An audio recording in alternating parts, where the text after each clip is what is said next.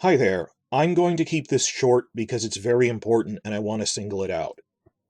Filming just wrapped for House of the Dragon filming at Monsanto, Portugal. And based on everyone who showed up to it, we're pretty sure that Monsanto Castle is the new Dragonstone. This is the new Dragonstone exterior set for the castle.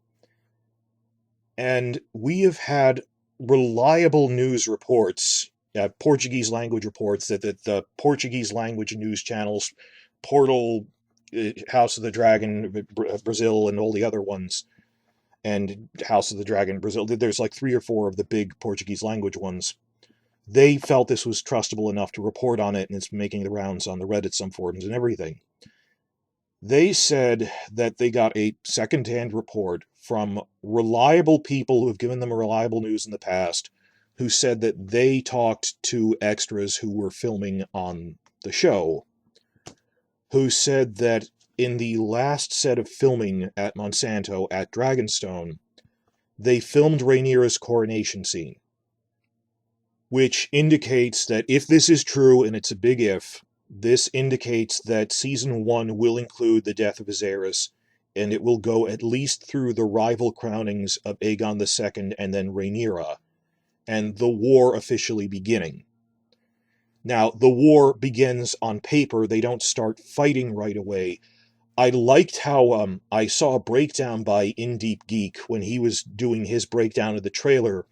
The way he explained, because he's British, that in Britain, he said they had this period of phony war where they were just, it was the war of ravens and diplomacy, where they were getting people on their side.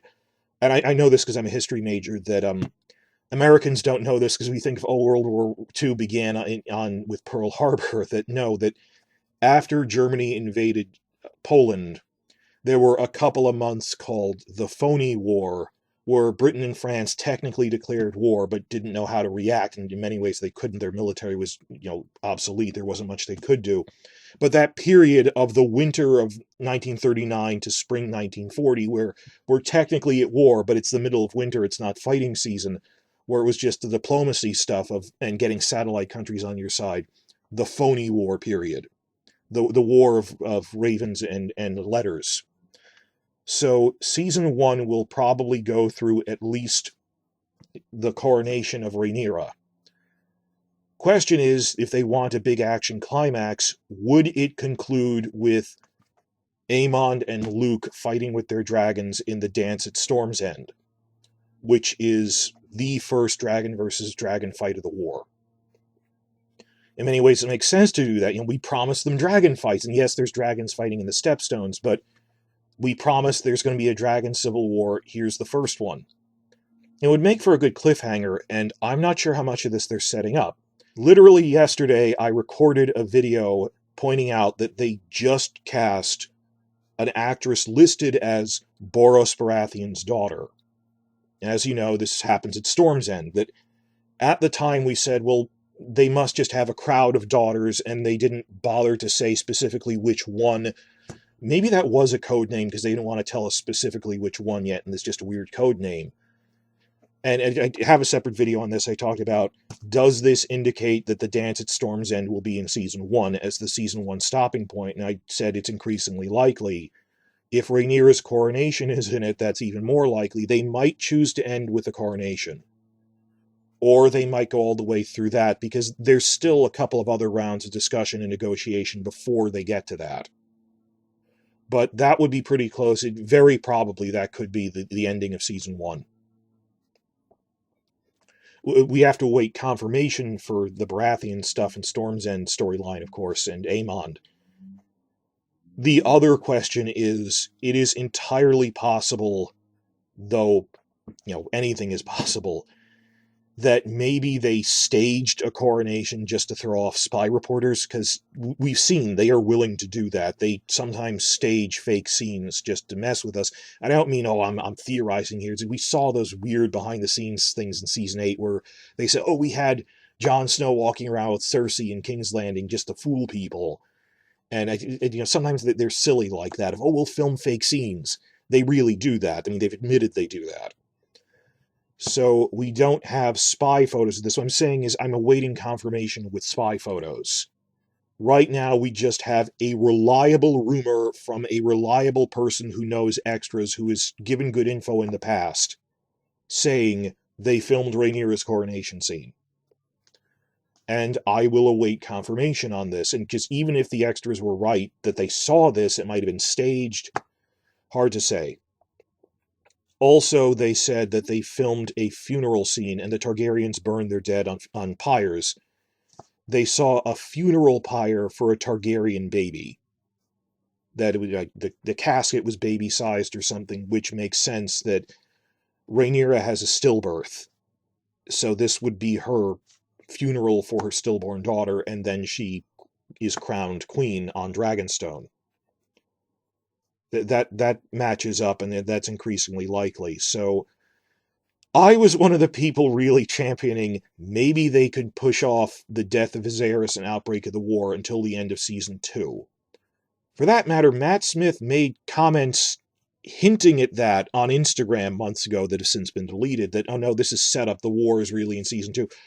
That might just be a matter of interpretation, that, well, yeah, the war breaks out in the season 1 finale, but the actual war part, like, the War of the Five Kings technically begins with Ned Stark's death for me, but the actual battles, well, actually Whispering Wood happened before that, but Robb only declares himself king after his father dies, so when we think of the war season, we think of season 1 as set up, and season 2 is when they actually had the War of the Five Kings in earnest.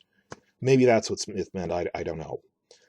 So we're not really sure what they're doing, and I'm disappointed in that, because I was thinking, well, the books really skim over that whole decade, but there's stories to tell if you want to round out, like, shenanigans on the small council, stuff the Velaryons are doing internally.